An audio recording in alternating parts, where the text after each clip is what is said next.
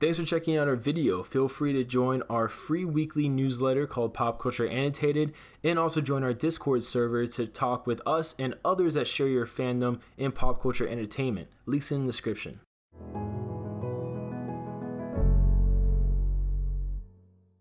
In Game of Thrones Season 4, fans are finally introduced to a mysterious figure called the Night King. And considered the main antagonist of the show, the final battle against he and his White Walkers is said to be one of the greatest television moments in the last decade potentially. And considered the first White Walker himself, the Night King was once a first man captured by the Children of the Forest and a part of basically a ritual, and using a magical ritual, they were able to turn this captured first man into the being that is now known as the Night King. Originally envisioned to help lead, forces against the invading first men that were, doing things like destroying the forest and all these other terrible things towards the Children of the Forest. Instead of that kind of happening, it kind of didn't end well for the Children of the Forest, as the White Walkers with the Night King in their lead turned against their makers, leading to the wall eventually being built. And instead of going against the First Men, a union was actually formed between the First Men and the Children of the Forest against these White Walkers and against the Night King. When the White Walkers were finally pushed back into the far north, the Night King became something of a legend, and the Night King at this point basically just slowly started building an army of White Walkers and Whites until he was able to break through the wall. And this really seems to be where the events of Season 8 will start off on, based on the ending of Season 7, which was basically them destroying the wall.